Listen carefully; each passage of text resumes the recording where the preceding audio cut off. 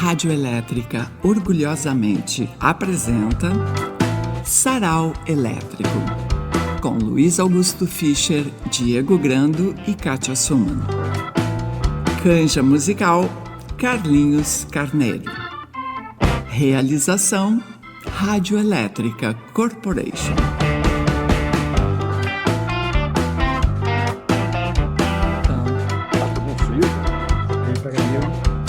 Ah, tá uma friaca, aqui em casa tá gelado. Friaca, né?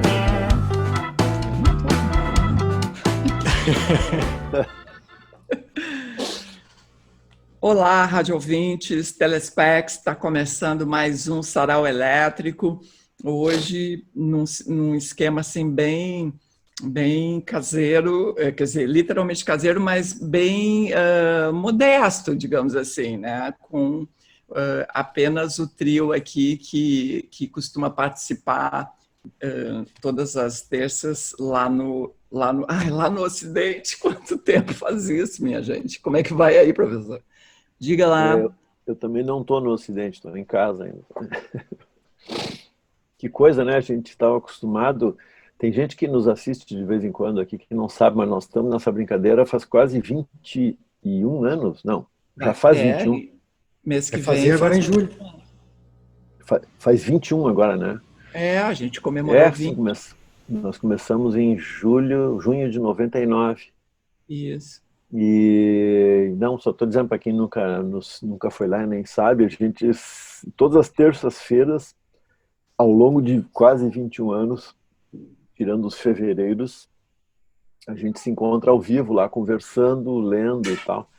Então era um troço que na minha rotina semanal, assim, era completamente, enfim, uma das coisas mais estáveis que tinha, entendeu? Era que nem quando eu era criança, ia à missa domingo, agora eu vou na terça-feira da noite para o Ocidente. Sim. É isso, né? São 13 semanas já de confinamento. Né? 13? Uma loucura. E tu aí, Diego, conta pra gente. Tô na mesma, né? Eu, como acho que todo mundo que frequenta o Sarau sabe, não tô lá no Ocidente desde o princípio participando do Sarau, mas eu tô lá desde 99 sim, lá ouvindo o Sarau. Tu nem era nascido. Mas, eu tava fazendo as contas, eu acho que foi o único que a gente não fez esse ano em virtude das políticas de isolamento, acho que foi do dia 16 de março, que é o que foi bem na semana que parou Exatamente. Tudo. Aí a gente não fez e na semana seguinte a gente já retomou. Então exatamente, né, 16 de junho, abril, maio, já 3 meses, né? Estamos nessa, então. Mas quando tu falou que era modesto, eu ia fazer a interrupção para dizer que justamente não tem nada de modesto quando tu e o professor, né, são simplesmente há 21 anos fazendo isso. Então, pô, não é modesto, né? É modesto no sentido do Caetano Veloso.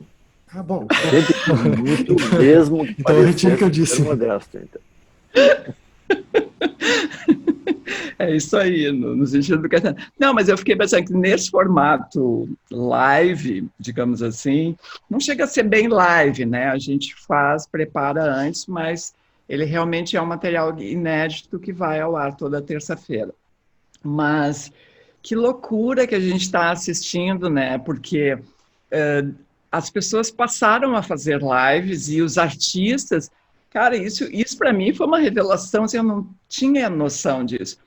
Os artistas estão faturando muito mais com essa coisa de live do que faturavam com shows, porque os shows, eles custam muito caro, né? Então tem toda a coisa da viagem, a equipe, a hospedagem, a alimentação, blá, blá, blá, cachê, né?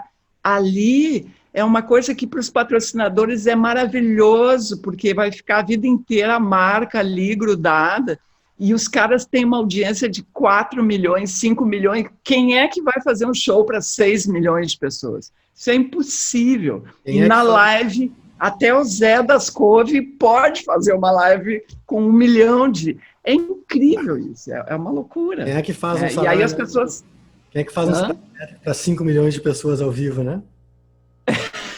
Só nós, né? Quem não faz? Assim, aí eu tenho lido assim que as pessoas acham que esse formato, quer dizer, ele nunca mais deixará de existir, porque ele é muito conveniente para patrocinadores e mesmo para os artistas, né? Enfim, nós na live. Falando em patrocínio que nós não temos, sempre é bom lembrar para os nossos queridos ouvintes e telespectadores aí que nós temos que a Rádio Elétrica, que é a grande empresa mãe desse projeto aqui, tem uma campanha no Apoia-se, né? apoia.se/Rádio Elétrica, em que todo mundo pode entrar lá e dar uma colaboradinha amiga, 10 pila, 15 pila, 100 pila, né? Como quiser, vai ajudando.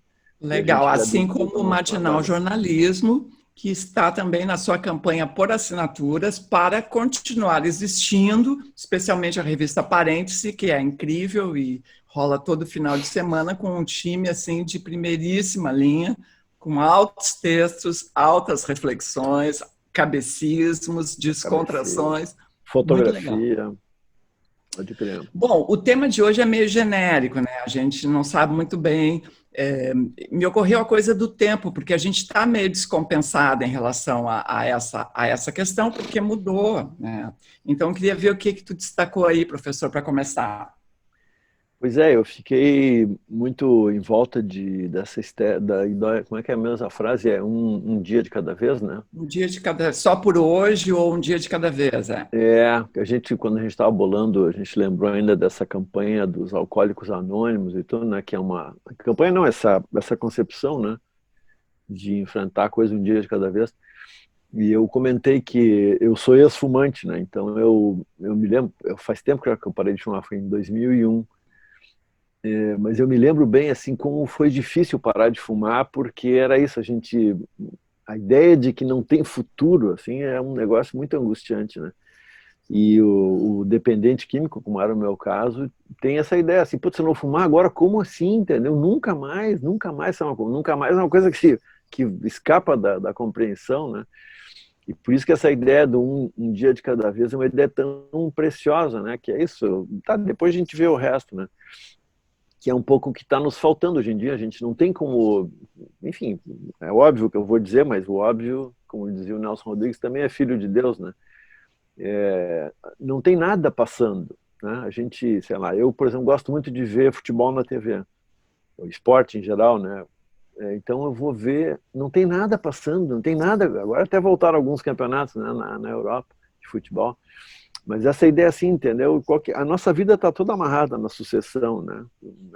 Amanhã tu faz isso, depois chega no fim do mês, né? Não sei o quê, depois tem o ano que vem, tem o semestre que vem, ou então mais singelamente assim, tem o noticioso de hoje e tal. Então a gente está meio que encapsulado num presente eterno, que é uma coisa muito angustiante, né? Muito, sei lá, parece um tempo assim que vai nos sufocando, assim, a água vai subindo, um troço chato pra cacete. E eu ia me lembrar, antes de fazer a leitura aqui, eu me lembrei, ia contar, que um dos primeiros caras que eu vi lidando bem com esse troço da internet, do ao vivo, não ao vivo, do eterno e tal, né, foi o nosso querido amigo Humberto Gessinger. Porque uma vez ele contou assim, disse, não, hoje eu não sei o que, eu tenho que, hoje, tipo, não me lembro se era bem isso, mas tipo, agora segunda-feira às 11h30 da noite eu lanço um negócio na internet, sei lá, no YouTube, não sei como, uma dessas coisas aí. E aí eu digo, como assim? Aí ele disse, não, é porque eu faço isso, eu marquei toda a primeira terça-feira do mês, digamos, na tal hora eu faço... Eu digo, ele lançava o texto, né? Eu digo, olha que legal, porque tu pega esse eterno, como é que eu vou dizer assim, essa plasta de eterno que é a internet, que pode ser qualquer momento e tal, e tu faz uma marca, tu diz, não, na primeira terça-feira do mês. Então, esse negócio de marcar o tempo é uma urgência nossa, a gente precisa marcar o tempo, né? E é isso, no nosso cotidiano atual, muitas pessoas que acompanham o Sarau dizem que a terça-feira passou a ser, de alguma forma, uma marca, né? Porque a gente repete, porque a gente faz, né, sistematicamente. Mas esses dias eu li, aí já é outra coisa, mas ontem, eu acho, domingo, Antônio Prata falando sobre essas reuniões em Zoom, né, e de quanto as crianças têm dificuldade de participar de uma coisa assim online, porque a gente tem um delay, né? Então tem uma coisa assim, tu fala, aí até a pessoa reagir, tu já foi, já voltou, e tu fica sem conseguir truncado, né? E eu com as mãos aqui na frente, ó, blá, blá, blá. E tá, mas acabou meu comentário. Tá, professor, segue. Não, a história é comprida, né? Podia ir longe, tá, mas eu vou parar. Me lembrei a primeira coisa que me lembrei foi o final. Esse livro aqui é uma edição já mais antiga do Salinger, a tradução do Salinger em português. Esse livro que contém 2 livros, que eles chamaram aqui com um nome que depois foi reprovado, que é o Pra Cima com a Viga, Moçada. Foi reprovado depois? Eles agora, a nova tradução manteve o nome original, que era Carpinteiros Levantem Bem Alto a Cumeeira. Ah, sim. E o Seymour, uma introdução que é uma maravilha, assim, é um dos livros mais malucos que eu já vi na vida, e é maravilhoso. Mas eu vou ler o final aqui. O narrador aqui está contando a história do irmão dele, que é o Seymour, né? Enfim, a história vai longe e tal, tem vários detalhes, mas eu vou ler um trechinho final, bem no final do livro. Há mais 1 ou 2 observações físicas e fragmentadas que gostaria de fazer, mas sinto bastante nitidamente que o meu tempo se esgotou. Além disso, são 7:20, eu tenho uma aula às 9 horas, tempo suficiente para tirar um cochilo de meia hora, fazer a barba e talvez tomar um refrescante banho frio. Sinto um impulso, mas mais um velho reflexo urbano do que um impulso, graças a Deus, de dizer alguma coisa levemente corrosiva acerca das 24 jovens recém-chegadas de grandes fins de semana em Cambridge, ou Hanover, ou New Haven, que estarão à minha espera na sala 307, mas não posso acabar de escrever uma descrição de Seymour, que é o assunto dele, né? Sem me dar conta do que é bom e real. Isso é grandioso demais para ser dito, portanto sou justamente o homem para dizê-lo, mas não posso ser o irmão do meu irmão em nada, e sei, não sempre, mas sei, que não há outra coisa que eu faça que seja mais importante do que entrar naquela horrorosa sala 307. Não há uma jovem lá, incluindo a terrível senhorita Isabel, que não seja tanto minha irmã quanto Bubu ou Franny, que são 2 irmãs deles mesmo. Podem brilhar com a ilusão de suas idades, mas brilham. Esse pensamento consegue me atordoar. Não há nenhum outro lugar onde eu realmente gostaria de entrar agora, mais do que na sala 307. Ele é professor, ele vai entrar na sala para dar um... Seymour disse uma vez que tudo que fazemos durante a nossa vida inteira é nos movermos de um pedacinho da terra sagrada para o próximo. Ele nunca está errado. Aí termina com o seguinte parágrafo. Agora vá para a cama. Depressa. Depressa e devagar. É isso. Dessa maneira enigmática termina o Seymour, uma introdução. Esta maravilha aqui. Para cima com a viga, rapaziada. É isso aí. Vamos lá, Diego. Tá, eu vou começar lendo aqui um poema. Foi engraçado porque foi quando a gente começou a conversar sobre o tema, foi uma das primeiras coisas que eu me lembrei, assim, um poema que eu gosto bastante. E aí o professor Fischer falou agora, falando da gente com esse presente eterno, né? E aí trouxe justamente a imagem da gente meio que submergindo, né? Quase se afogando no tempo, no presente, né? E é justamente um poema de um cara chamado Alberto Puchel, que é um poeta lá do Rio de Janeiro, ele é professor da UFRJ, se não me falha a memória. É desse livro aqui, Mais Cotidiano que Cotidiano.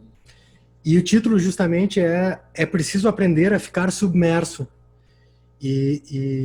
Enfim, acho que é um pouco essa leitura aí de, não necessariamente de um dia de cada vez, mas de que, enfim, agora é o momento de ficar, de afundar no tempo presente, né? Espera-se que depois sair, né? Mas o poema diz o seguinte: é preciso aprender a ficar submerso por algum tempo. É preciso aprender. Há dias de sol por cima da prancha, há outros em que tudo é caixote, vaca, caldo. É preciso aprender a ficar submerso por algum tempo. É preciso aprender a persistir, a não desistir. É preciso aprender a ficar submerso, é preciso aprender a ficar lá embaixo, no círculo sem luz, no furacão de água que o arremessa ainda mais para baixo, onde estão os desafiadores dos limites humanos. É preciso aprender a ficar submerso por algum tempo, a persistir, a não desistir, a não achar que o pulmão vai estourar, a não achar que o estômago vai estourar, que as veias salgadas como charque vão estourar, que um coral vai estourar os miolos, os seus miolos, que você nunca mais verá o sol por cima da água. É preciso aprender a ficar submerso, a não falar, a não gritar, a não querer gritar quando a areia cuspir navalhas em seu rosto, quando a rocha soltar britadeiras em sua cabeça, quando o seu corpo se retorcer feito meia em máquina de lavar. É preciso ser duro, é preciso aguentar, é preciso persistir, é preciso não desistir. É preciso aprender a ficar submerso por algum tempo. É preciso aprender a aguentar. É preciso aguentar e esperar. É preciso aguentar e esperar até se esquecer do tempo, até se esquecer do que se espera, até se esquecer da espera. É preciso aguentar ficar submerso até se esquecer de que está aguentando. É preciso aguentar ficar submerso até que o voluntarioso vulcão de água arremesse você de volta para fora dele. Alberto Pucheu, não chega a ser uma... Tá aqui, Alberto Pucheu, mais cotidiano que cotidiano. Pucheu, é. Não chega a ser uma mensagem de autoajuda, assim, né? Mas ao mesmo tempo, acho que, não sei, eu tenho tentado enfrentar as coisas um pouco assim também. Quer dizer, melhor, acho que ainda assim acho que é melhor submerso do que assim, literalmente submerso do que submersos sob Bolsonaro, né? Mas é o que a gente tem, né? É o que temos para o momento. É difícil isso, hein? Bom, a coisa do tema me levou, me lembrei assim, instantaneamente. E aí eu assisti a uma live, eu não assisto live, na verdade, eu assisto uns pedacinhos depois, né? Que era exatamente a Bárbara Gância, que escreveu um livro sobre ter parado de beber e tem a ver com esse negócio desses mandamentos, quer dizer, essa metodologia, né, de um dia só por hoje, enfim. E eu assisti ela conversando com o Marcelo Rubens Paiva, esses dias aí. E eles falaram trimal do Caio Fernando Abreu, quer dizer, não é falaram mal, eles trabalharam numa mesma redação durante um tempo, que era uma revista daquela Joyce Pascovitch, era uma coisa assim que cobria sociedade, entendeu? E aí a redação cheia de caras intelectuais e tal, que eram até meio alheios àquele universo. Mas, enfim, eles falaram que ele era super... é uma pessoa assim, amarga e deprimida e não sei o que, assim, ficaram falando coisas assim que hoje é endeusado, eles falaram assim, falei, pô. Bom, texto da Bárbara Gância, o livro é A Saideira, né? E que pode parecer meio piegas aqui no final, mas geralmente o livro, quer dizer, esses relatos de uma pessoa que sai do vício acaba ficando no final, né? A pessoa passa por uma transformação, mas eu acho que ela conduz bem aqui. Ela diz assim, ela já está há muitos anos, né, mais de 10 anos, mais de uma década, livre desse problema, né, do alcoolismo. E ela diz assim, dos 60 anos em diante, meus planos são ler e reler os livros que me interessam e viajar um pouco com minha mulher e seus 2 filhos, a quem tenho como sobrinhos. Não quero muito mais. Aos 60, você já entendeu que as coisas ruins vêm e depois passam. Daí vem de novo. Não existem mais sobressaltos quando a gente precisa enfrentar outra fase tenebrosa, porque esta também vai passar. O que sobra de tudo, sempre, o que a gente leva como valor, E a única coisa que importa de verdade, por incrível que pareça, é mesmo o tal do amor, a amizade. E se você conseguiu impactar positivamente a vida das pessoas ao seu redor. Não é à toa que gente como Bill Gates e Warren Buffett entenderam que usar as suas vastas fortunas para ajudar a humanidade traria recompensa maior que ficar sentado em cima de uma montanha de cacarecos. O Prêmio Nobel de Economia de 2015 foi para Angus Deaton, especialista em desenvolvimento econômico e desigualdade, pelo estudo em que conclui que não é o dinheiro o componente mais importante para determinar a felicidade, mas a sensação de ser útil para o próximo. Aos 60 anos, descobri que a vida é isso, e não muito mais. Que grandes expectativas só servem para nos frustrar. O bacana é conseguir se empolgar com a vida pequena, não precisar devorar o mundo para ser feliz. Uma vida simples, do tipo que eu antigamente teria desdenhado. Enfim, entendi que o importante é focar nos detalhes e nos sentimentos. E, sobretudo, que vale a pena se doar, nem que seja simplesmente prestando atenção no que a outra pessoa tem a dizer. Não sou mais refém de nenhuma droga. Não preciso investir tempo precioso de vida às voltas com a obtenção de substâncias ou situações que me tragam o barato que eu por tantos anos valorizei acima do bem e do mal. O pesadelo acabou, não vivo mais acuada. Há mais de uma década não acordo vestida numa cama que não sei de quem é, não sinto medo, nem culpa, nem desespero e sei exatamente o que fiz na noite anterior. Há mais de 10 anos não conheço a sensação de ressaca e não tenho de ficar forçando a memória para lembrar por que estou tendo um mau pressentimento sobre as coisas que fiz.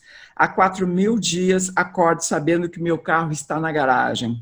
Não gasto mais uma fortuna em cigarros e uísque de origem duvidosa e barará, correndo riscos estúpidos. Sei muito bem que não tenho controle sobre nada, mas me garanto, renovando a cada 24 horas o meu propósito de não beber. A serenidade caminha comigo e todo o esforço feito em nome dela vale a pena. O desejo de equilíbrio que sempre invoquei ao avistar a primeira estrela no céu e que a vida inteira pareceu tão inatingível, agora está ao alcance da mão.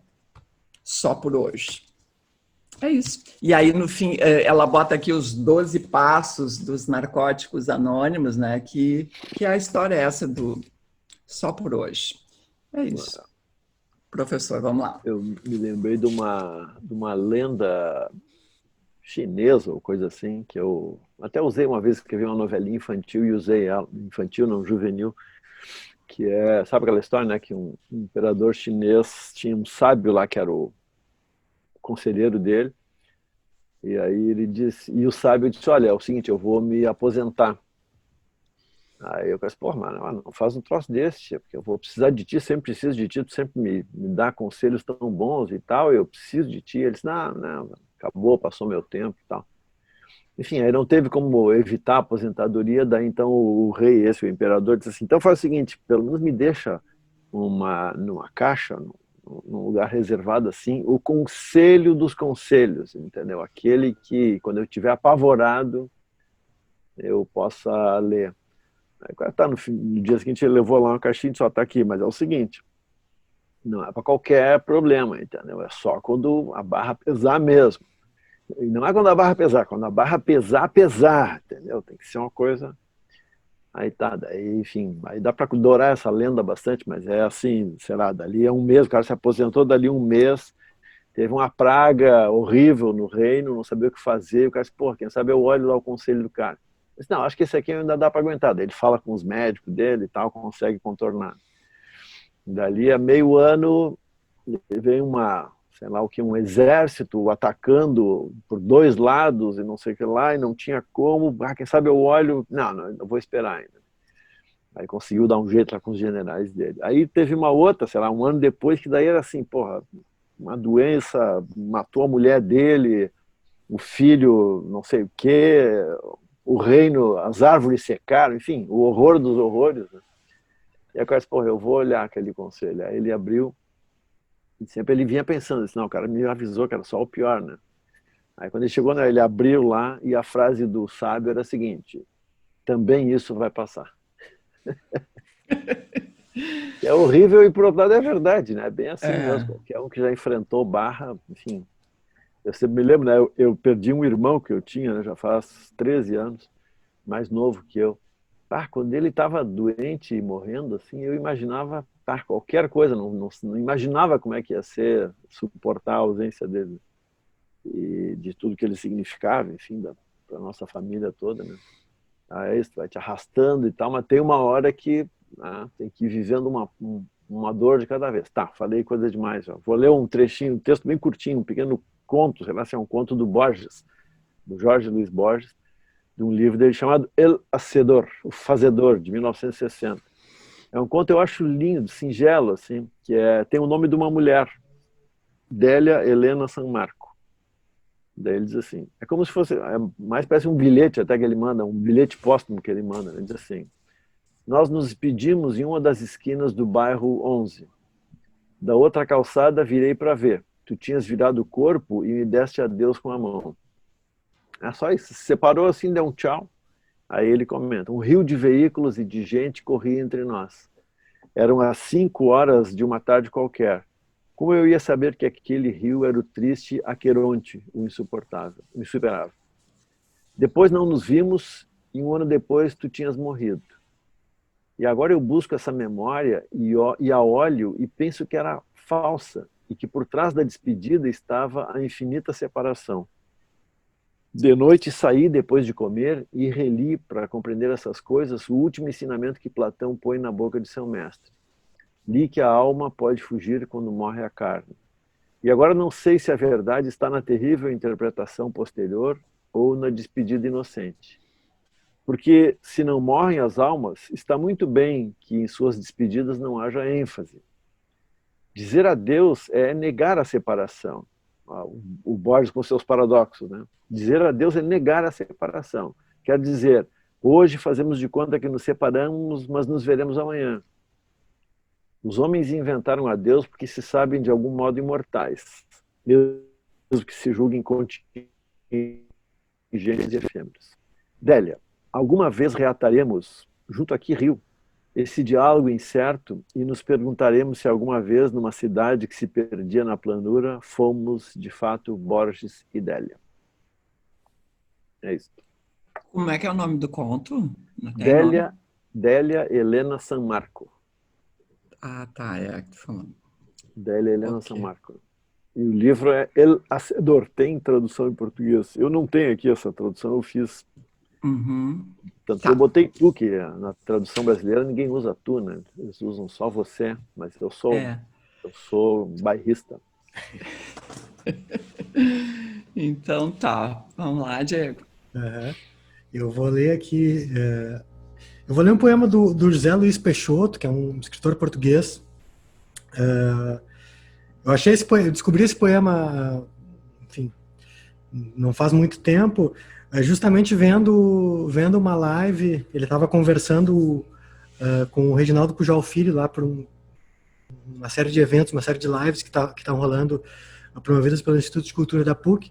E aí nisso, nesse papo de escrever ou não durante a quarentena, que é uma coisa que aflige vários escritores, se está conseguindo escrever ou não, falar sobre a quarentena ou não. Enfim, o fato é que eu não chego nem a me lembrar se ele leu provavelmente o poema, mas ele comentou que uma das poucas coisas que tinha escrito era um poema sobre a quarentena e tudo mais.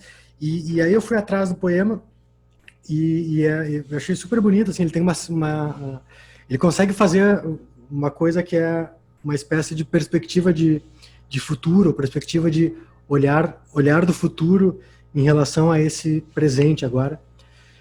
Então esse poema que eu vou ler, que acho que tem como título, talvez seja provisório, Quarentena, que acho que ele colocou lá em abril, então deve ter sido feito ainda em abril. Então ele vai citar números ali que são números relativos a Portugal, no mês de abril, né? Então, o poema também tem essa cara de diário, né? De algo que já passou, assim, esses números já não se sustentam, né? Mas o poema diz o seguinte, então. Acredito que estou aqui, rodeado por realidade e temperatura. Tenho na boca um sabor acre. Talvez devesse beber um copo de água. Não sei se me espanto com esta verdade existencial, aparentemente simples e logo a seguir tão feita de milagre. Esta realidade composta por imagens a poucos metros de mim, formas completas e cores sem falta de luz, teriam a mesma nitidez se estivessem refletidas num espelho. E, no entanto, não custa acreditar que estou aqui. O meu corpo pesa sobre o lugar que ocupa. O meu nome pesa sobre cada uma dessas palavras. As sobrancelhas pesam-me sobre os olhos. Acredito que estou aqui. E, por isso, confiando na lógica, acredito que este tempo existe. Existência que imita o tom diário com que se anuncia o número de infectados e de mortos, 295 até agora. O silêncio da estrada vazia é um apito contínuo nos ouvidos. O ar mantém o seu talento transparente para separar as coisas. Acredito que estou aqui rodeado por mobiliário, volumes de poesia completa nas estantes, um cão velho a dormir profundamente, o chá que arrefeceu há muito tempo e se transformou apenas na calma flutuante do seu perfume. Inspiro este momento com toda a força dos meus pulmões. Aquilo que sinto é um mundo. Estou no centro do seu interior. Inspiro aquilo que sinto com toda a força dos meus pulmões. Olho para longe, à distância de um mês, de um ano. Mas o meu olhar esbarra num muro opaco. Os tijolos são perguntas. Os cimentos são perguntas. Futuro? As respostas avariaram-se como brinquedos antigos, de corda ou de pilhas. As respostas foram canceladas. Voos cancelados para países que deixaram de existir. No entanto, chegará um tempo rodeado por outras certezas e recordarei este inverno que não queria acabar. A idade que meu filho tinha nessa altura, a idade que eu próprio tinha, e essa experiência que agora é novidade a cada segundo, irá transformar-se num incrível convencimento. Verdadeiramente incrível é imaginar esse tempo agora, mas será sim por força. Esse tempo existirá com a louca arrogância do futuro, e todo este abalo será inofensivo como uma lata de fruta que passou do prazo de validade, como uma velha que foi uma mulher muito bonita, como os olhos dessa velha ainda a brilharem no meio de seu rosto, soterrados por ele, como a inútil memória de janeiro no epicentro escaldante de uma tarde infinita de agosto. Então, apenas serei capaz de lembrar que este cão ainda estava vivo porque o refiro neste poema. Este cão concreto a ressonar num canto da sala e num canto do poema, as costelas a encherem-se e a esvaziarem-se de ar, este cão exausto a ladrar às vezes em sonhos agitados. Acredito que estou aqui e, a despropósito, acreditarei que estive aqui. Não faço a barba há mais de um mês, transformo-me devagar em outra pessoa. José Luiz Peixoto. Muito legal. Ele publicou na internet, assim? Ele publicou, acho que é num blog dele, acho que tem até, talvez tenha até algum vídeo também dele lendo. Tá, vou eu então. Eu lembrei de um autor argentino que já esteve no Sarau, acho que em 2018, que é o Patrício Prom. Ele escreveu, ele está radicado na Espanha, né? E saiu aqui no Brasil, O Espírito dos Meus Pais Continua a Subir na Chuva, que é um livro muito interessante, porque é um registro entre autobiografia, enfim, coisas que aconteceram de fato, e uma trama que ele vai construindo para fazer essa narrativa. Assim, é uma história que tem inquietante e muito, muito, muito interessante. O cara está morando na Europa, um jovem escritor, que é, né, ele próprio, volta à Argentina, à cidade natal, porque o pai está, tipo, à beira da morte. Eu achei engraçado que, bom, no fim o pai não morreu, né?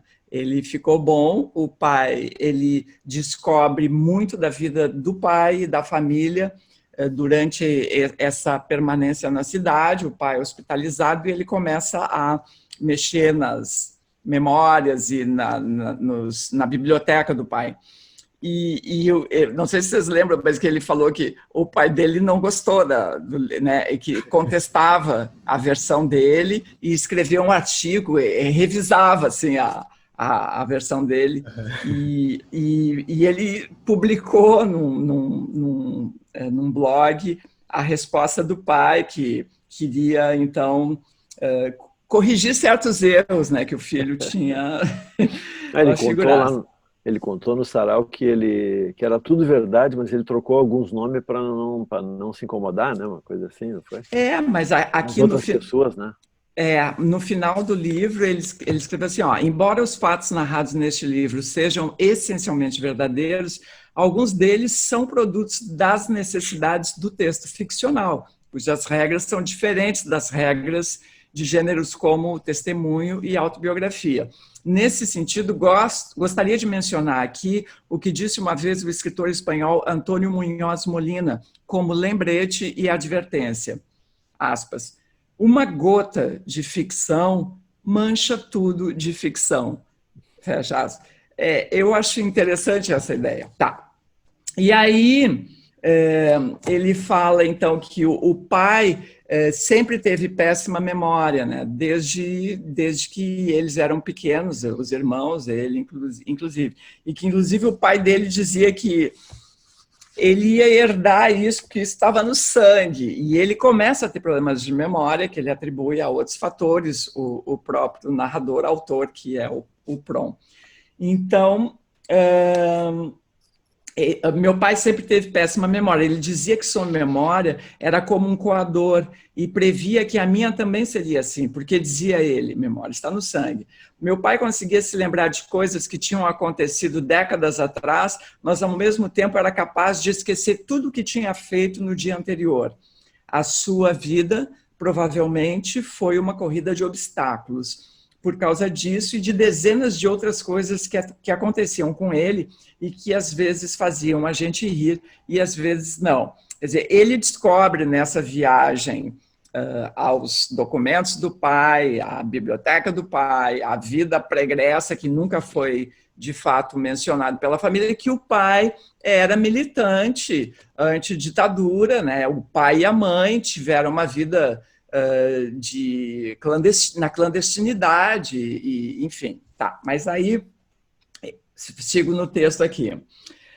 Ele contando uma história que aconteceu, ele lembra disso e diz, numa ocasião tocaram a campainha, meu pai que passava pela cozinha pegou o interfone e perguntou quem era.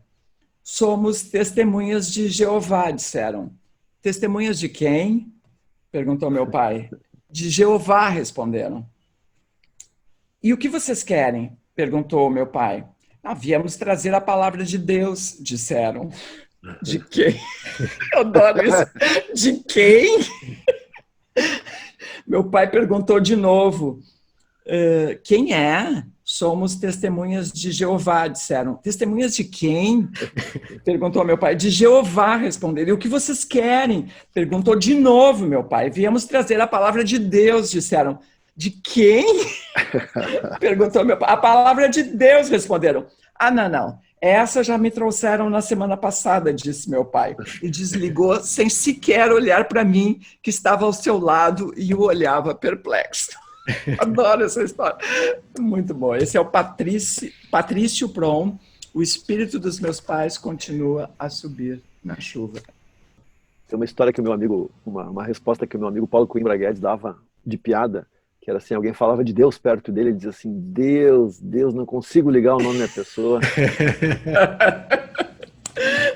Não, e ele conta aqui, o Patrício, que ele foi, como é que diz assim, católico fervoroso e praticante dos, sei lá, dos 12 aos 13 anos. Não, para aqui, ó. Fui um católico fanático entre os 9 e os 13 anos de idade. Mais tarde, a impossibilidade de compatibilizar a moral cristã com uma ética que fosse coerente com as minhas experiências me afastou do catolicismo, que hoje me parece uma aberração filosófica. Tá, vou parar, senão não... Vai lá, Tá. professor. Então eu vou ler um trecho de um livro, já li isso aqui no Sarau uma vez. Eu tenho uma relação com esse escritor aqui, o Paul Auster, tenho uma relação complexa, porque é o seguinte, eu gosto muito dele, mas pior do que isso, eu me identifico muito com os personagens que ele cria, entendeu? Então eu fico irritado quando eu leio ele, porque é muito bom, parece muito eu, entendeu? E eu fico meio... É verdade, eu tenho uma relação... Tanto que eu não leio muito ele.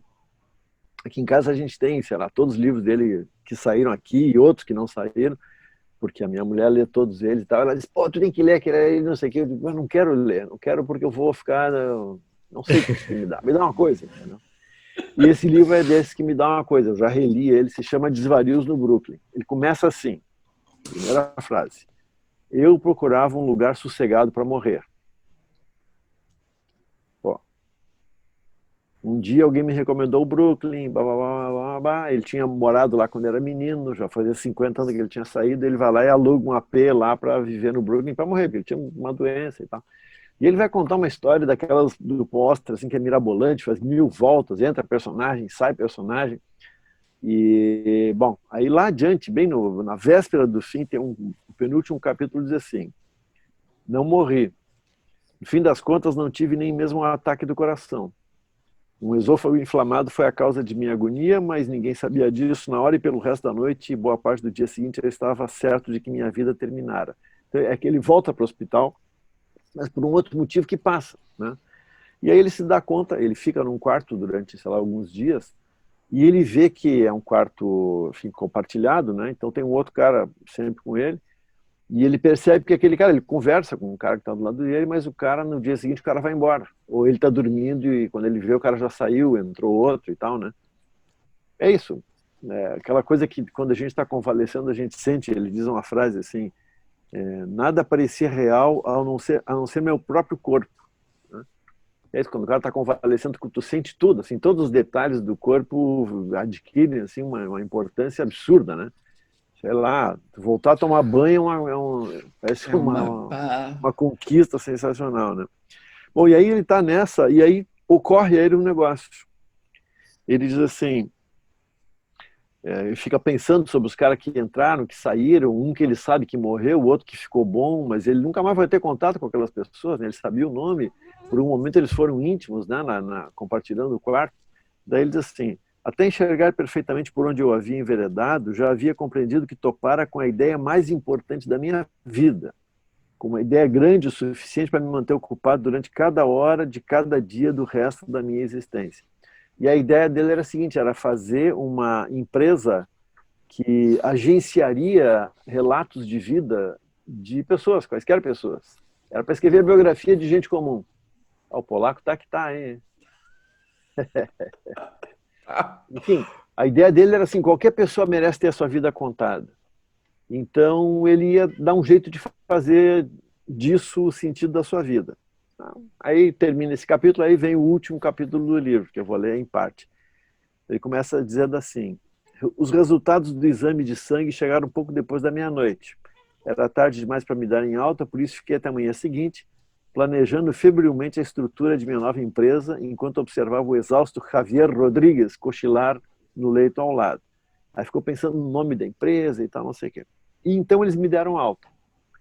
Fazia uma manhã muito fresca e me senti tão feliz de estar vivo que a vontade era de gritar.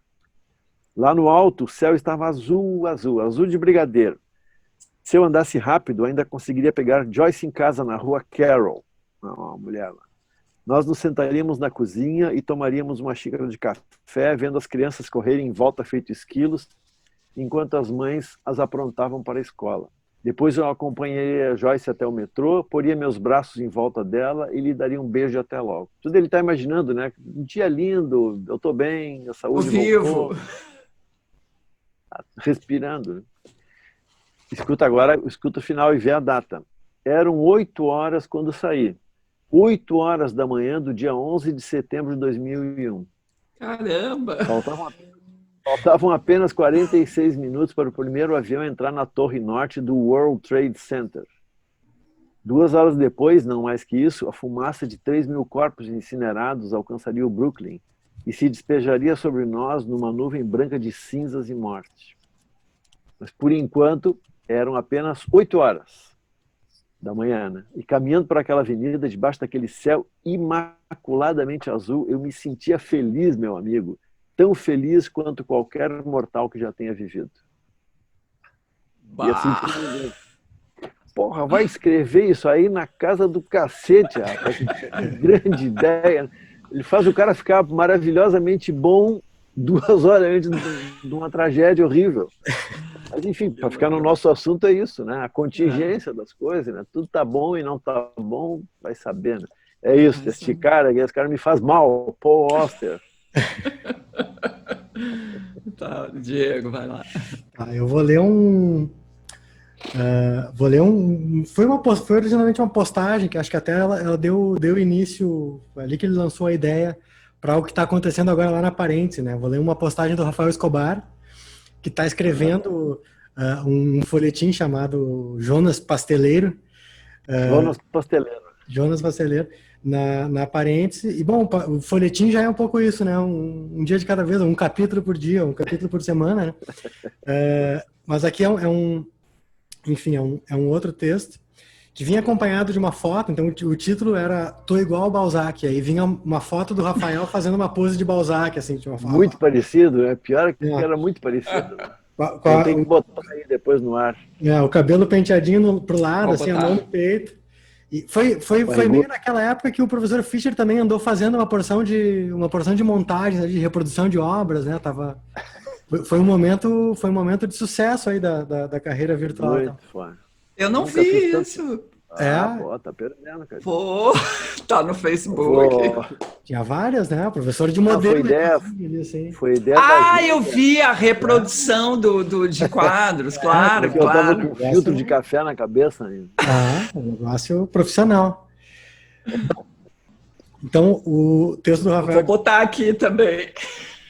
Boa. Tá, então a ideia, o texto é Tô igual ao Balzac, né? Eu fiz uns cortes aqui, mas basicamente é uma conversa sobre quarentena. A quarentena anda me fazendo bem. Finalmente sinto que o meu estilo de vida foi aprovado pela maioria da população. Trancado em casa e cheio de paranoia, me vejo cada dia mais fiel à essência do meu espírito. Sempre admirei o Balzac, acho que ele é um dos melhores escritores de todos os tempos. Para ter mais certeza, eu gostaria de ler algum livro que ele escreveu. Acho que a gente tem muita coisa em comum, com a única diferença de que ele escrevia sem parar. E eu, hoje em dia, não me disponho a escrever nem no WhatsApp. Só mando áudio. Áudios de 8 minutos falando para alguém quais são minhas memórias do programa Hora da Verdade, da Márcia Goldschmidt, Teste do Polígrafo, O Real e o Sobrenatural, Revelação do Menino Peixe, etc. Áudios de 14 minutos narrando meu gameplay de Shadow of the Colossus. Áudios de 2 segundos sobre a eterna questão: era Albert Camus um existencialista ou não? Resposta: foda-se. Enfim, um dia, muito tempo atrás, eu entrei numa livraria e estava em promoção os livros do Balzac, aquela coleção prateada, bonitona da Globo, cada volume com uns 4, 5 romances. Comprei 3 volumes. O total dessa coleção é 17. Eu decidi que ia ter toda a coleção, porque com certeza em algum momento da minha vida eu ia ler tudo. No dia seguinte voltei lá e comprei mais 2, depois nunca mais comprei nenhum e acabei dando de presentes que eu tinha. Outra coisa que eu e o Balzac temos em comum são as dívidas. Uma vez eu ouvi que ele escrevia sem parar, em grande parte para pagar tudo que devia. Aliás, acabei de notar que nesse caso a gente tem uma diferença. Eu escrevo para criar dívidas, já que já que quem quer rir tem que fazer rir, como diria Fernanda Montenegro em Centauro do Brasil. Já que falamos em dinheiro, vamos falar de dinheiro. Não tenho do que reclamar. Eu e a minha família podemos ficar em casa tranquilos, que não passamos dificuldade, apesar das dívidas balzaquianas. Aliás, ano que vem faço 30 anos. Ainda tenho que fazer 29 esse ano, mas dizer ano que vem faço 30 anos é empolgante. Na verdade, para mim, essa frase é sinônima de estou desempregado. Não exatamente sinônima, mas sempre vem na cola da outra. Ano que vem faço 30 anos. E sim, estou desempregado.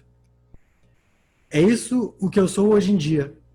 Um gordinho em quarentena com os cabelos do Balzac, sem poder nem procurar emprego para me sentir menos culpado. Hoje em dia poucos lembram, mas houve uma época que eu fui professor de cursinho.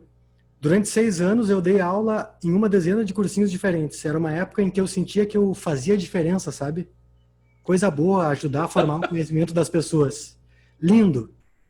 Paralelamente a isso, eu escrevia cenas como um bebê gigante com o tico duro, falando, acabou o pão, papai. Daí dá para ver, daí dá para ver o tipo de gente que às vezes botam para dar aula. Essa parte eu me identifico.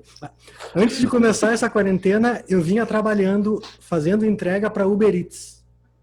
Tava dando umas pedaladas e achei simplesmente natural começar a fazer entrega de comida. Foram ótimos 6 meses de trabalho que eu pretendo retomar. Fico vendo os entregadores passando na rua e pensando, deve estar indo pegar um macarone no total, aposto. Será que ele sobe a Ramiro? Que vontade que eu tenho de chegar no Mac do Praia e ouvir nome? Responder Franciele da Uber e pegar o cheddar com batata da Franciele para levar na 11ª vara da Fazenda Pública ali no fórum.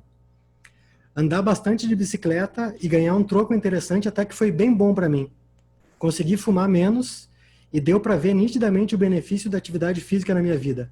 Mais disposição, mais fôlego, sono melhor, mais dinheiro para criar mais dívidas. Parcelei um PS4 num súbito delírio saudosista do meu Play 1. Tudo isso já era. E nessa quarentena tô fumando até pelo nariz, comendo leite condensado com paçoca e dormindo às 5 da manhã. Último parágrafo. Quem quer rir tem que fazer rir. E eu penso que venho há um bom tempo tentando fazer bastante gente rir. Talvez também tentando provocar uma que outra questão sobre o caos geral de tudo, mas principalmente rir. E não posso dizer que eu não ri, que eu não rio. Eu morro de rir todos os dias. Quando eu olho para as caixas onde estão os meus livros, me vem aquela risada de surpresa por achar que eles perderam parte do sentido.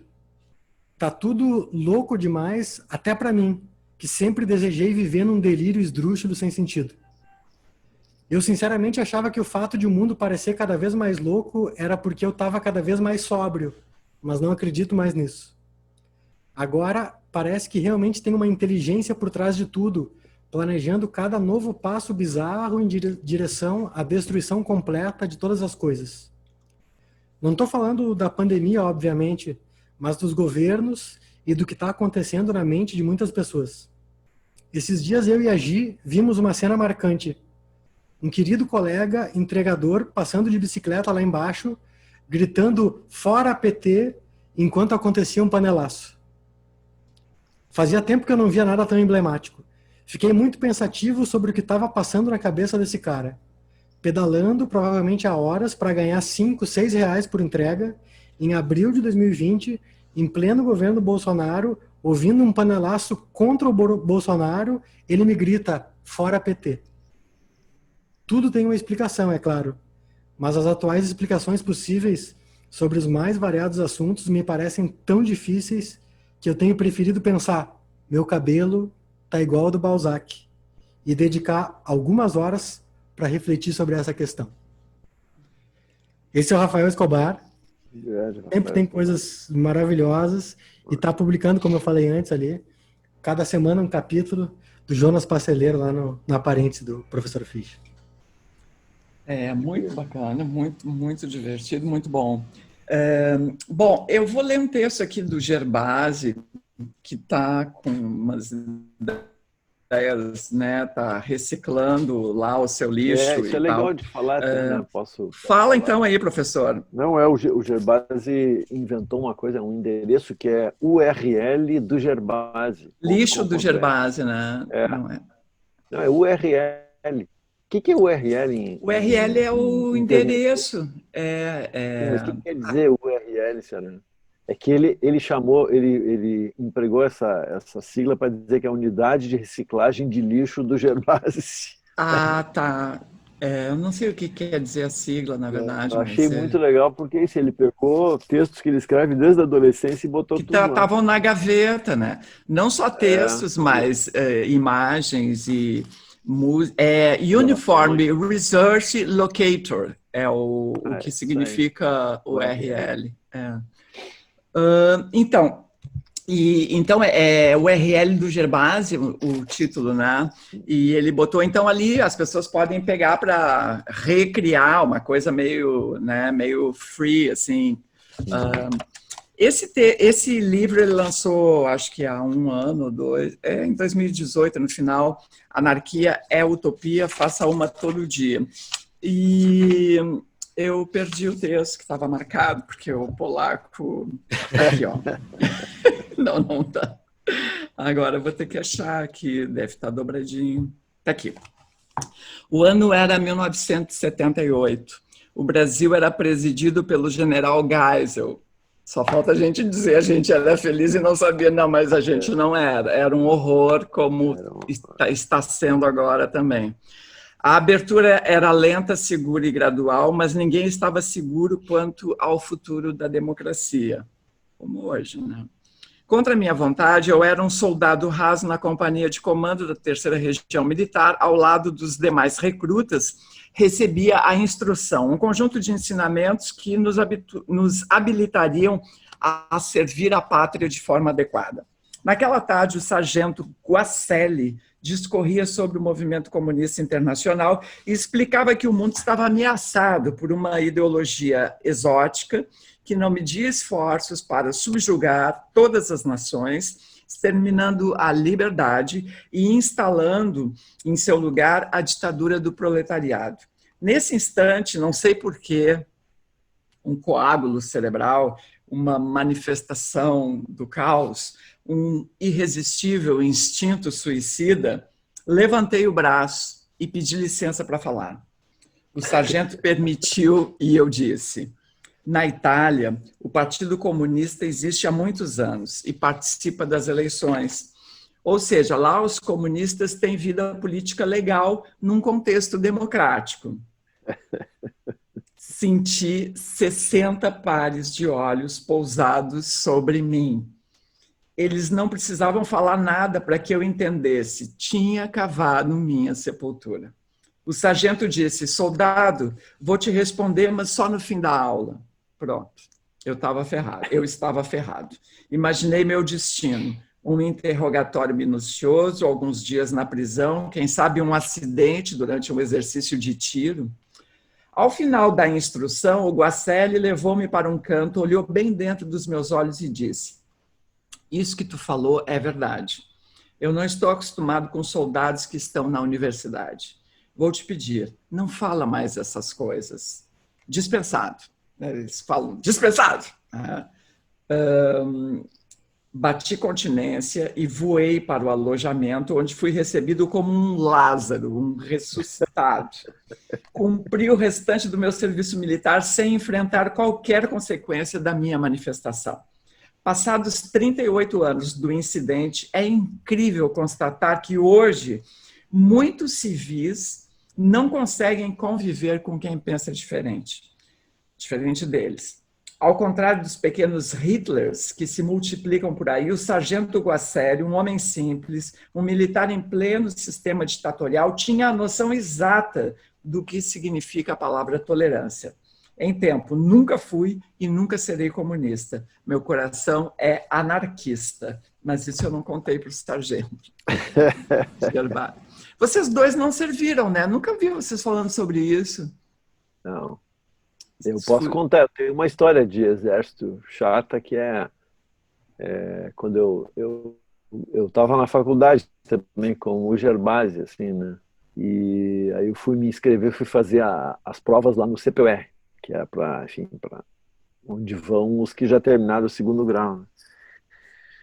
E aí tinha o seguinte dilema, tu faz umas provas, e a prova física, a prova intelectual, e aí todo mundo dizia, olha, depois tem uma entrevista, o cara vai te perguntar se tu é voluntário, se tu disser que tu não é voluntário, eles te botam aqui para dentro, não tem volta. Porque é tudo muito misterioso, né?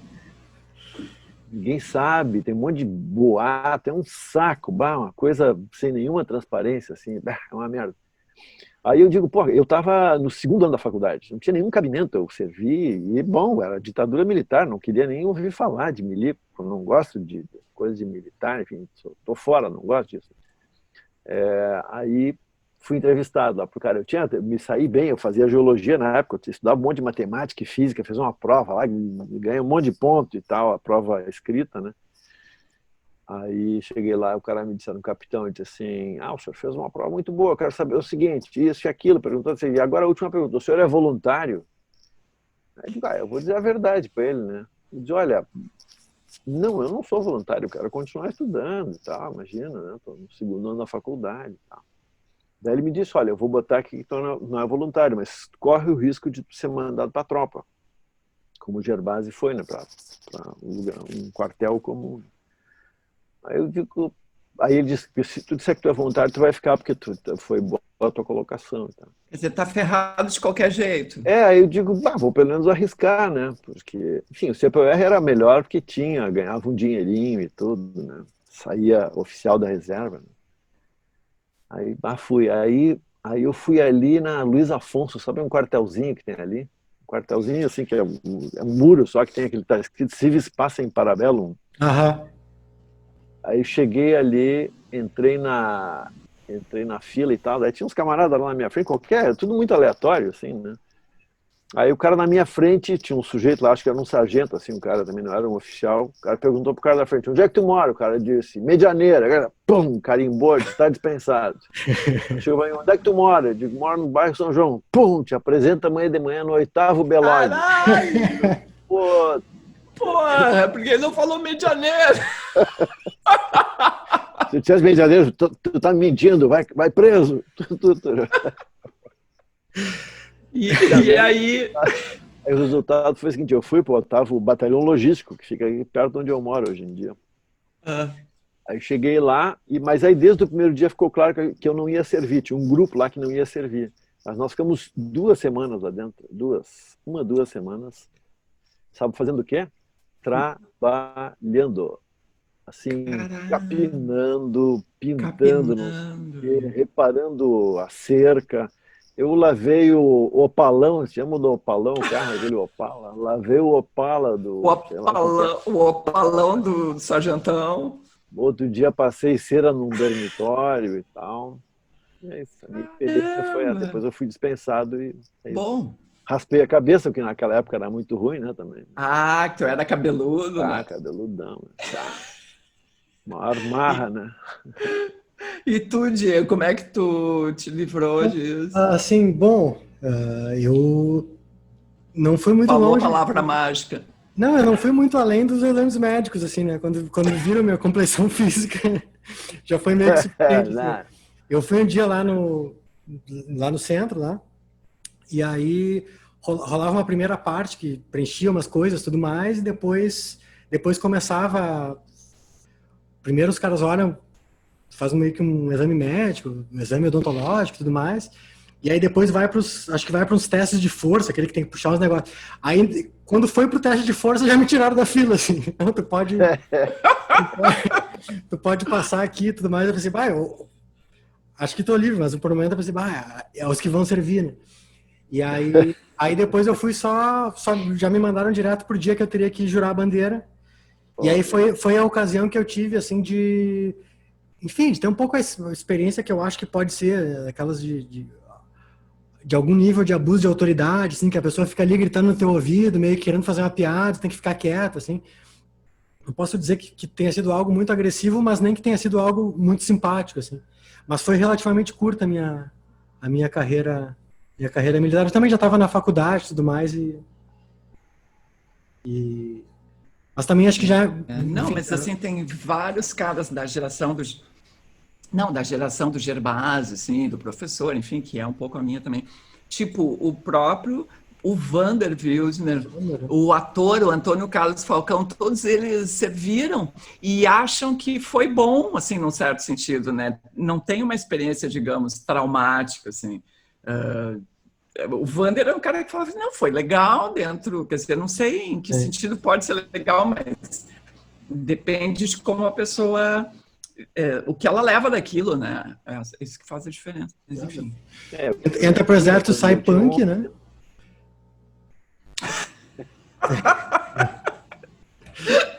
Mas eu com 11 anos de idade eu tinha sido escoteiro, né? Então eu já tinha usado até uniforme, tudo já estava bem, entendeu? Sei que a minha experiência de ordem unida e tal já estava de bom tamanho. Bom, então tá. Eu acho que era isso por hoje, né, meus queridos?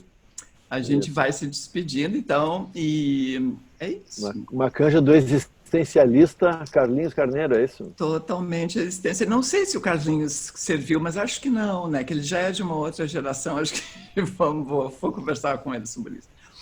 Mas então é isso. Não sei se vocês querem falar mais alguma coisa. Não? Não.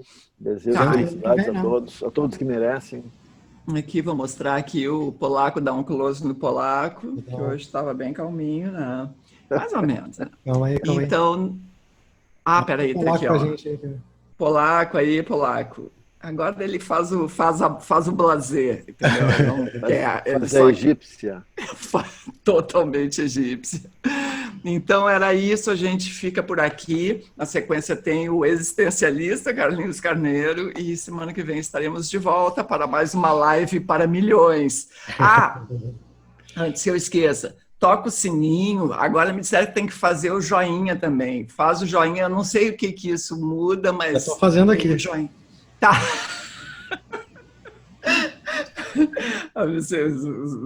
Os telespects entenderam, né? Que é o joinha ali no canal e tal. Enfim, era isso. Valeu. Carlinhos Carneiro. Bye, bye. Até a próxima. Até. Boa noite, pessoal. Primeiro, antes de tudo, eu gostaria de agradecer pelo prazer que é poder dar boa noite para as pessoas de dia. É muito legal. E, acima de tudo, pelo convite da Kátia, do pessoal do Sarau Elétrico. Uma maravilha estar aqui com vocês nesse momento doido de nossas vidas, né? Vou tocar umas músicas aqui. Eu não sou muito violeiro, mas... durante a quarentena eu acabei ficando sozinho, então eu peguei e me apeguei a algumas músicas. Então, essa se chama O Monstro Tá Lá.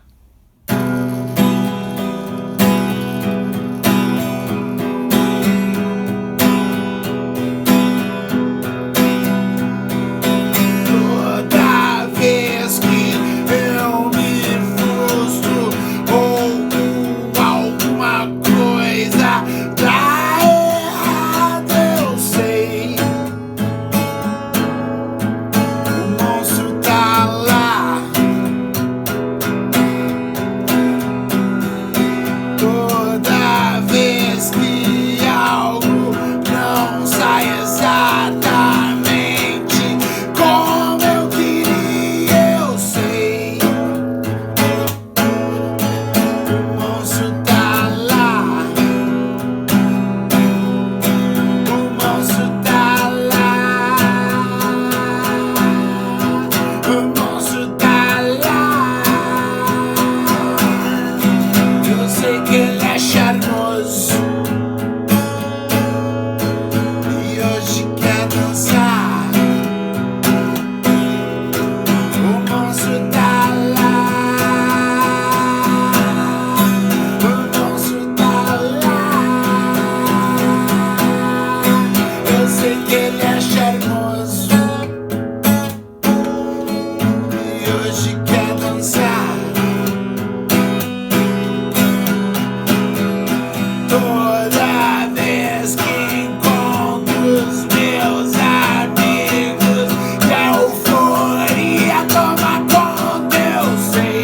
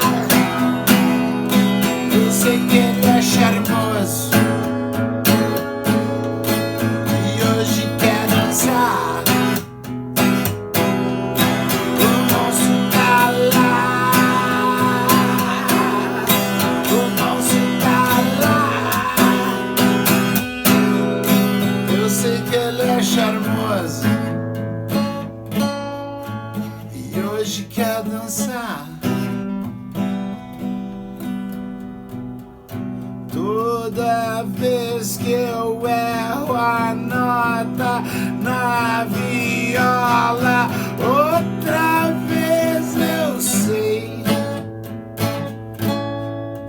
o monstro tá lá. Toda vez que acerto uma música inteira, outra vez o monstro tá lá. O monstro tá lá. O monstro tá lá. Eu sei que ele é charmoso e hoje quer dançar. O monstro tá lá. O monstro tá lá. Eu sei que ele é charmoso e hoje quer dançar.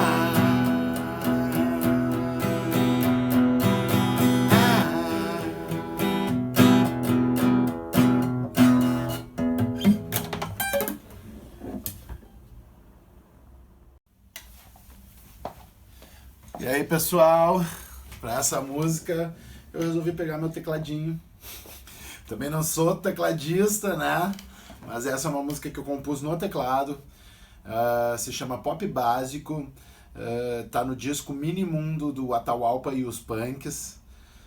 Um disco que eu tive o prazer, né, a honra de ter sido convidado pelos meus amigos Castor, Daut, Flu, Jimmy Joe, Paulo Melo, pra gente gravar o repertório antigo da banda Atahualpa e os Punks dos anos 80 e fazer mais algumas músicas novas em homenagem ao Miranda, né, que era o grande cabeça da banda e vocalista e tecladista da banda antigamente. E aí eles me deram também a incumbência de tocar teclado nessa volta do Atahualpa. E eles se referiam à música que eles faziam como pop básico, né? Aquela coisa pop básico, em se tratando de hardcore, né? E barulheira. Mas eu gostei muito dessa definição e compus um dia no tecladinho uma música chamada Pop Básico e ofereci pra eles e ela acabou entrando no disco. E ela é mais ou menos assim, ó.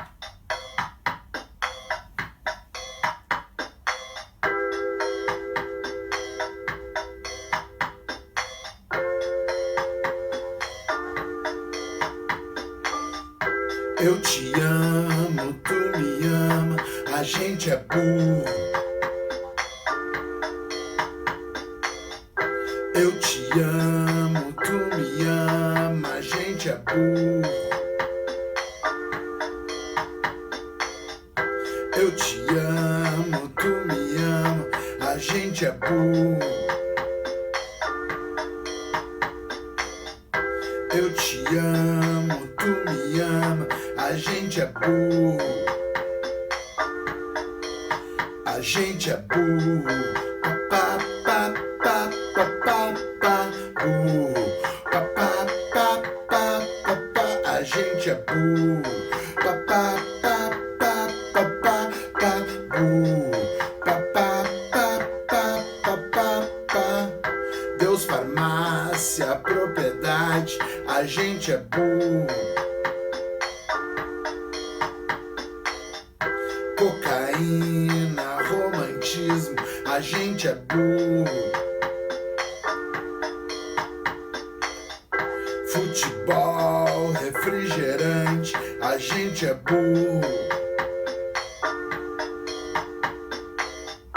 Agrotóxico e banco, a gente é burro. A gente é burro. Pa, pa, pa, pa, pa, pa, pa, burro. Pa, pa, pa, pa, pa, pa, a gente é burro.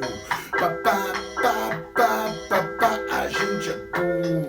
Pa, pa, pa, pa, pa, pa, pa.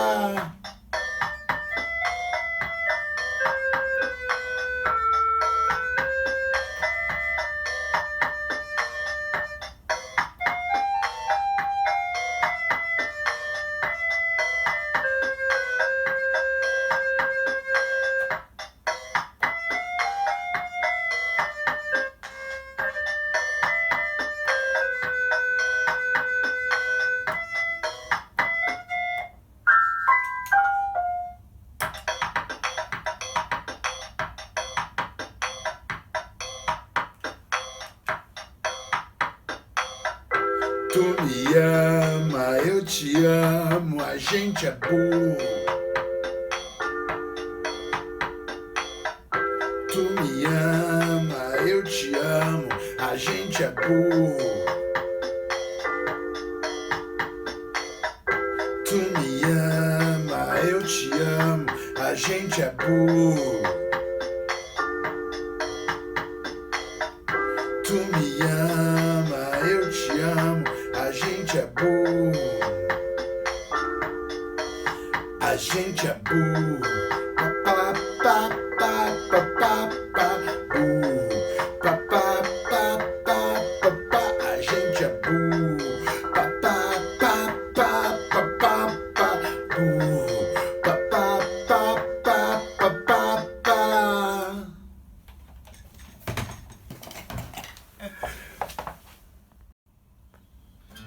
E agora, para finalizar, uma música da Bidê, uma antiga. Acho que foi uma das primeiras músicas que eu fiz quando toquei no violão. Os guris queriam me ensinar a tocar Melissa. Eu não aprendi, inventei uma outra. E depois os guris mudaram essa música que eu tinha feito. E ela se tornou uma das músicas mais conhecidas da Bidê.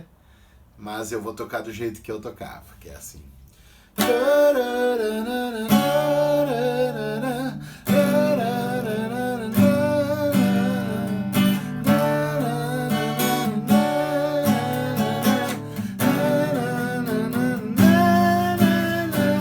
Tem coisas lá em casa que eu nem ligo mais, pra não ter que desligar. Pessoas da minha vida parecem sumir, mas insistem em voltar. Amores recantados, feito pão dormido, vem do micro-ondas. Desse jeito, tentando, eu sei que não existe nada pra descongelar.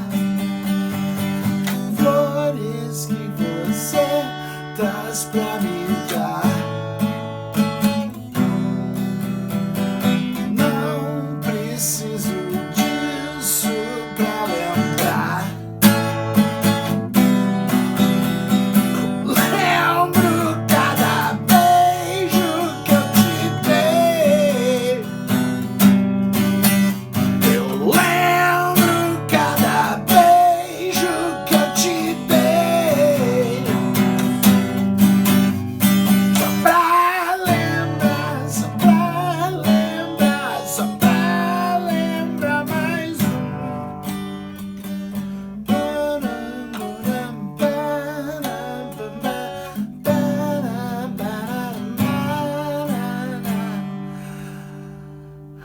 Eu nunca esperei me encontrar com você nesse lugar.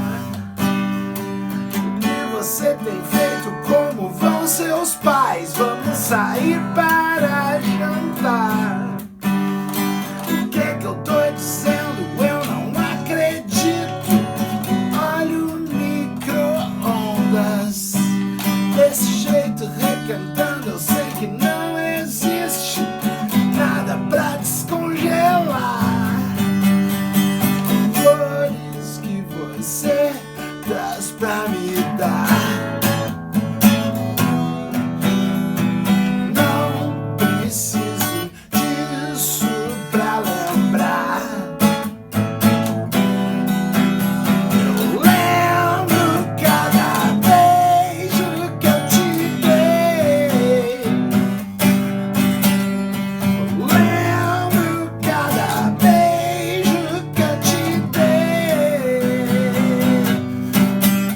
Só pra lembrar, só pra lembrar, só pra lembrar mais um.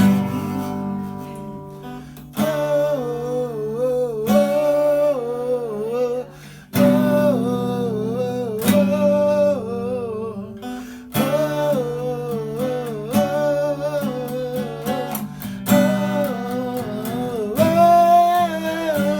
Parabéns a você nessa data querida. Sinto muito, estou de partida. Me disseram que é bom mudar, mas não sei por onde começar. Por uma noite apenas selecionar é foda. Guaraná é melhor que soda. Não ligo porque vão dizer, G7 vai se foder, aquelas festas da Playboy não tem, só mulher gostosa tem Espanha também.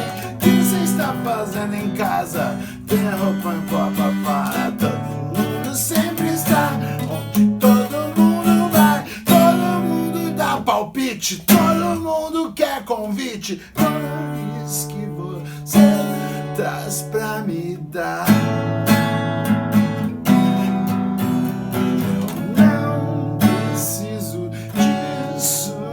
Lembrar. Eu lembro cada beijo que eu te dei. Lembro cada beijo que eu te dei. Só pra lembrar, só pra lembrar, só pra lembrar mais um.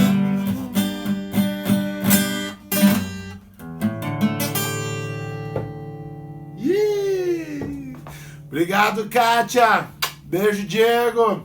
Beijo, Fischer. Viva o Sarau Elétrico. Fora Bolsonaro.